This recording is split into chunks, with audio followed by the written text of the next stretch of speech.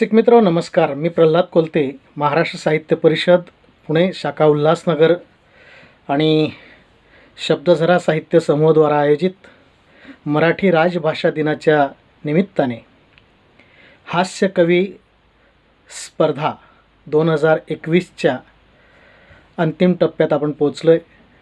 या स्पर्धेचा निकाल आता आपण घोषित करणार आहोत, पण तत्पूर्वी महाराष्ट्र साहित्य परिषदेच्या उल्हासनगर शाखेचे सन्माननीय अध्यक्ष प्राध्यापक व्ही पाटील सर यांना मी विनंती करतो, त्यांनी मसापच्या उल्हासनगर शाखेच्या कार्याचा आढावा आपल्यासमोर सादर करावा.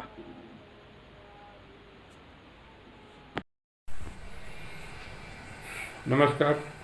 मी महाराष्ट्र साहित्य परिषद शाखा उल्हासनगरचा अध्यक्ष बोलतो. आमच्या शाखेमध्ये गेल्या अनेक वर्षापासून उल्हासनगर शहरातील हायस्कूल असेल, महाविद्यालयीन विद्यार्थी असतील किंवा काही कवी असतील, लेखक असतील, यांना मराठी भाषेचं संवर्धन करण्यासाठी अनेक प्रकारच्या स्पर्धा घेत असतो. त्यामध्ये काव्य वाचन असेल, काव्य लेखन असेल, त्यानंतर कथाकथन असेल, वक्तृत्व स्पर्धा असेल, त्यानंतर हस्तलिखित स्पर्धा असेल, या अनेक स्पर्धा घेत असतो. आणि या पाठीशी आमच्या संस्थेचे सचिव श्री प्रल्हाद कोलते सर यांची प्रेरणा असते आणि त्यांच्या प्रेरणेच्या माध्यमातून किंवा सहाय्याने आम्ही या स्पर्धा पार पाडित असतो. कोरोना काळामध्ये जे कवी आहेत, काही लेखक आहेत, त्यांच्या कलेचा, त्यांच्याजवळ असलेल्या ज्ञानाचा आपल्याला उपभोग घेता यावा, त्याचा आनंद घेता यावा म्हणून आम्ही 3 स्पर्धा आयोजित केलेल्या होत्या.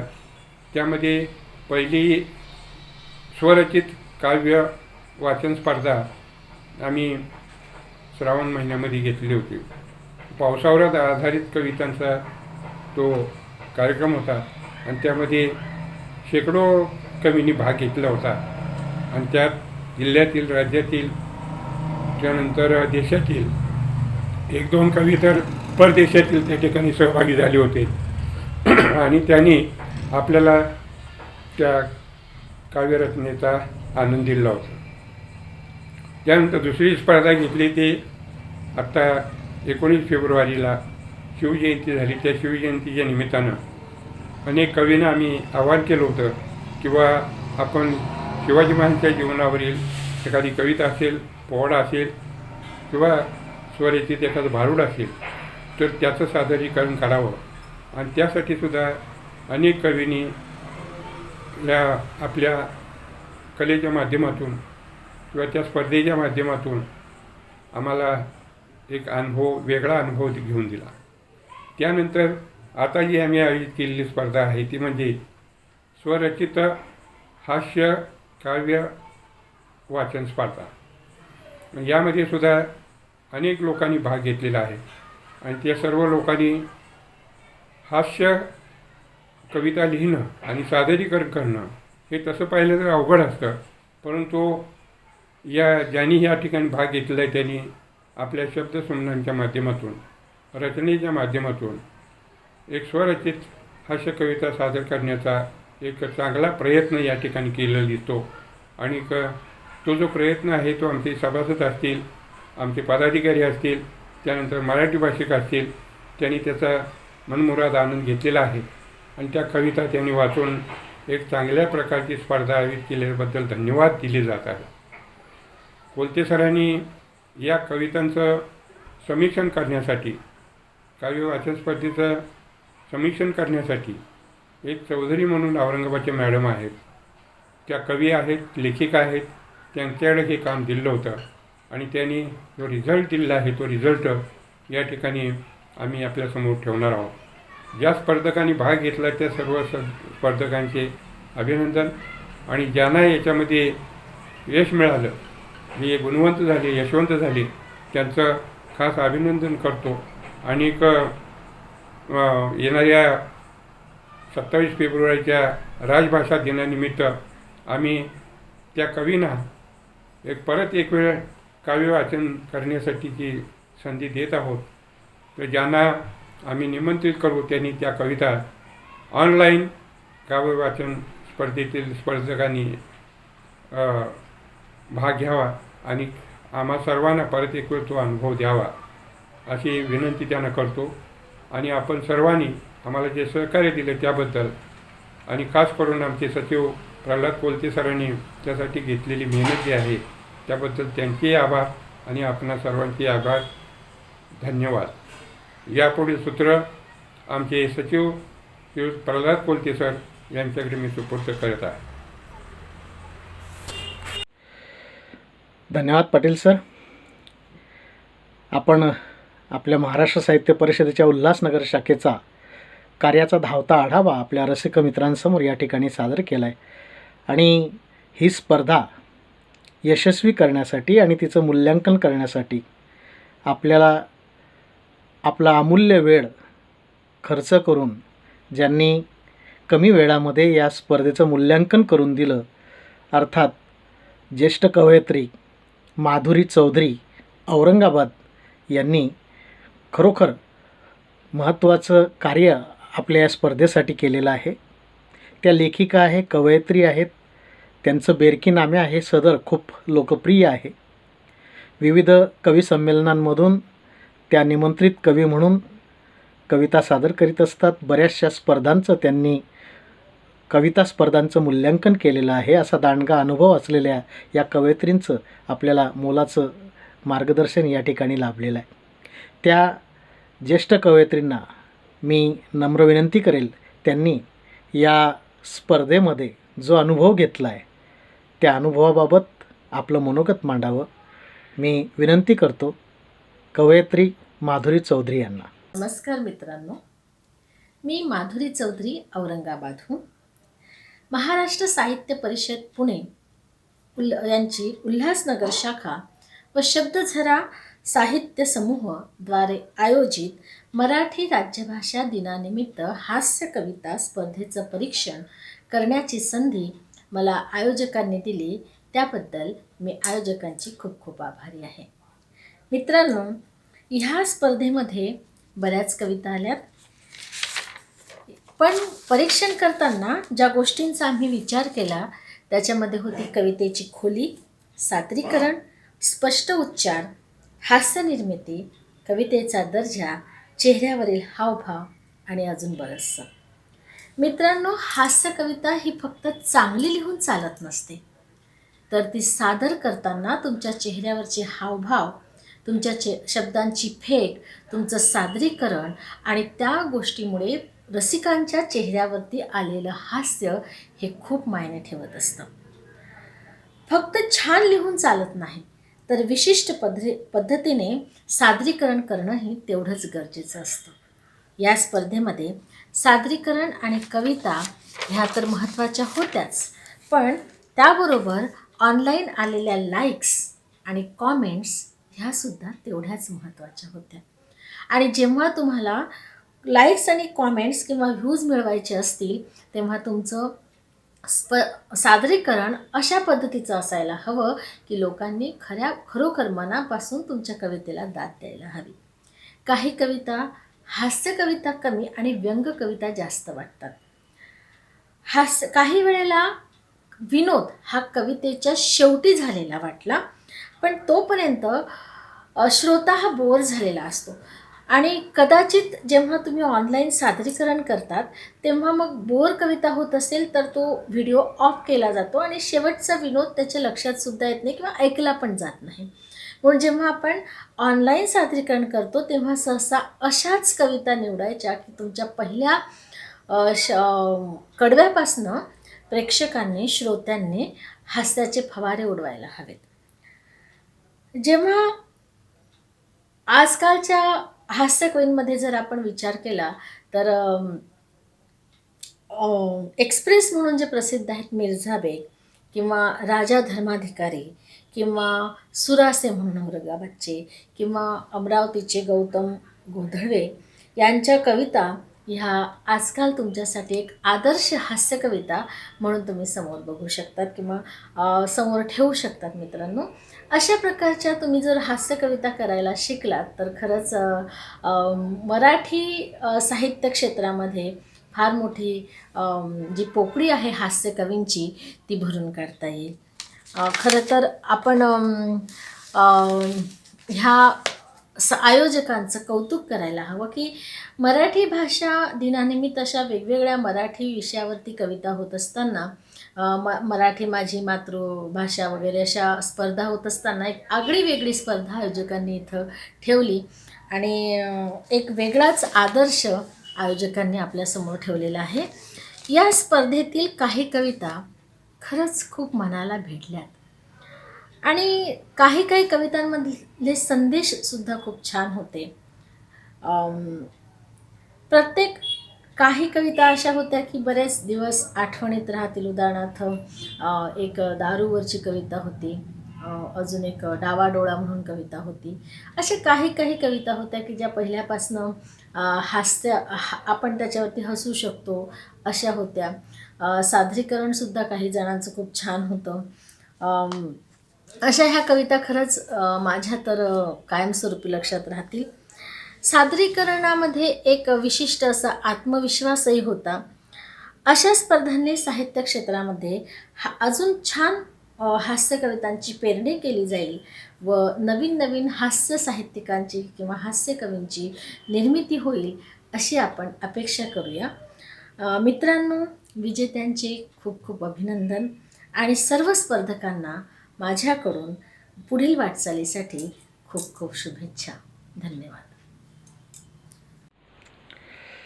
धन्यवाद मॅडम. आपण अतिशय मोलाचं असं मार्गदर्शन सगळ्या स्पर्धकांना या ठिकाणी केलेलं आहे. आणि हास्य कविता लिहिणं आणि ते सादरीकरण करणं हे सर्वात अवघड अशी गोष्ट. कारण सर्वसामान्य कविता लिहिणं आणि ती सादर करणं त्या तुलनेने हास्य कविता लिहिणं हे खरोखरच अवघड काम आहे. आणि हे अवघड काम करण्याचा प्रयत्न करणाऱ्या सगळ्या कवींना, कवयित्रींना आपण काही उपदेशसुद्धा या ठिकाणी केलेला आहे की तो त्यांना निश्चितच आपल्या कविता लेखनामध्ये, सादरीकरणामध्ये उपयुक्त ठरू शकेल आणि भावी काळामध्ये यश मिळवण्यासाठी त्याचा लाभ त्यांना होऊ शकतो. या स्पर्धांचं ज्यावेळेला आयोजन केलं त्यावेळेला जो प्रतिसाद मिळाला आहे तो प्रतिसाद खरोखर वाखाणण्यासारखा आहे. या विविध स्पर्धकांनी पहिल्यांदाच काहींनी यापूर्वीसुद्धा हास्यकविता लिहिल्या आहेत. ज्यांनी पहिल्यांदाच प्रयत्न केला त्यांचं खरोखर कौतुक करावं तेवढं थोडंच आहे. अर्थात सगळेच स्पर्धक आपल्या परीने उत्कृष्ट सादरीकरण करण्याचा प्रयत्न त्यांनी या ठिकाणी केलेला आहे.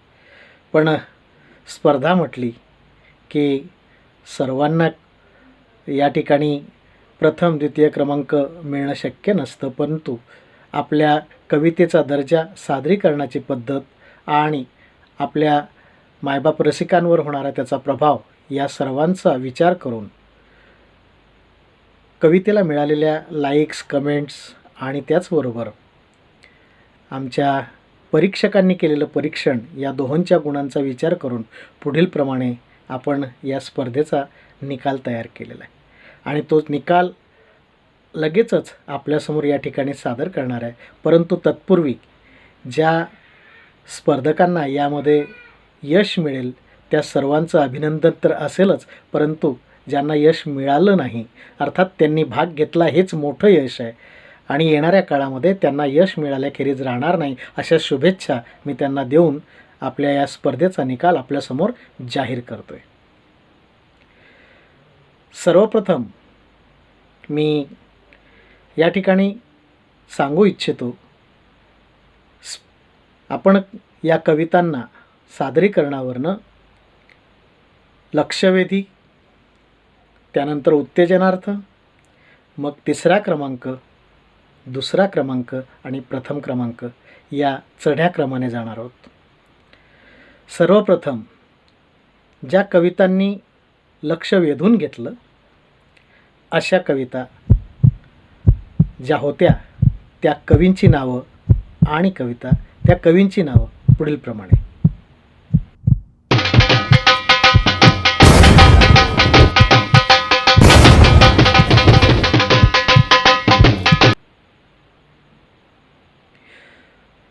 अभिनंदन आपलं सर्वांचं. ज्यांना ज्यांना लक्षवेधी रचनेसाठी या ठिकाणी सन्मान मिळालेला आहे त्या सर्वांचं अभिनंदन. आणि यानंतर पुढचा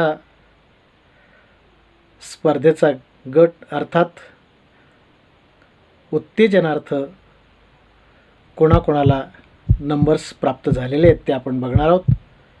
सादर आहे उत्तेजनार्थ क्रमांक.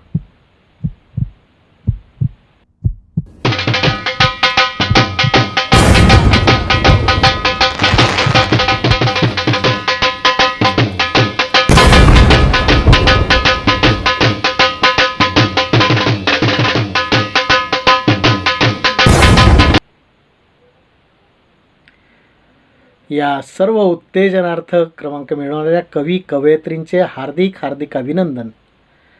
आणि आता आपण जाणार आहोत या स्पर्धेच्या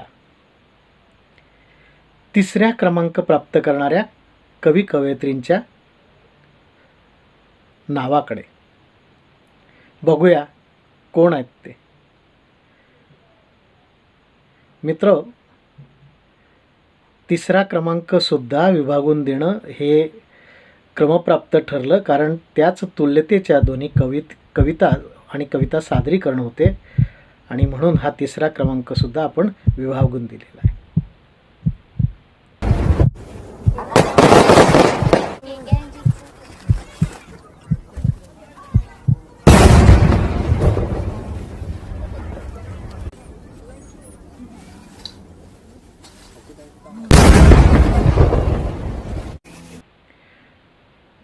तिसरा क्रमांक मिळवलेल्या सर्व स्पर्धकांचे हार्दिक अभिनंदन.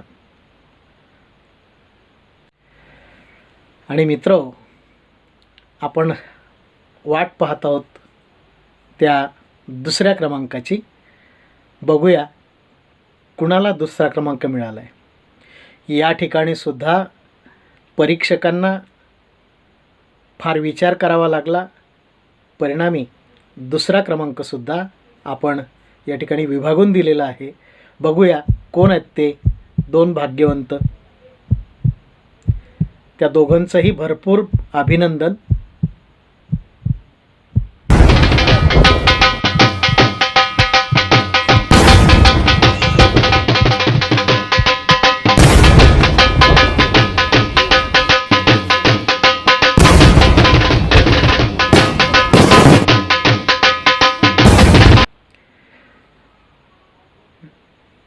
आणि आता सगळ्यात शेवटी उत्कंठा प्रत्येकालाच लागून राहिलेली आहे आणि ही उत्कंठा मी फार ताणून न धरता आपल्यासमोर पाचारण करणार आहे त्या सर्वोत्कृष्ट कविता सादर करणाऱ्या कवींचा या ठिकाणी गौरव. त्या कवींची नावं पुढीलप्रमाणे आहेत.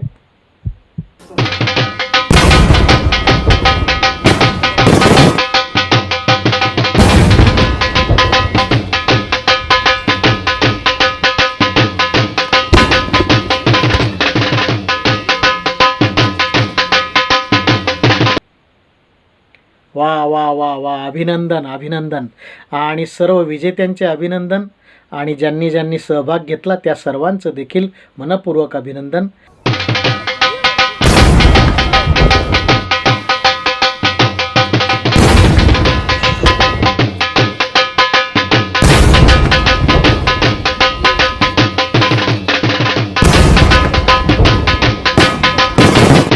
धन्यवाद.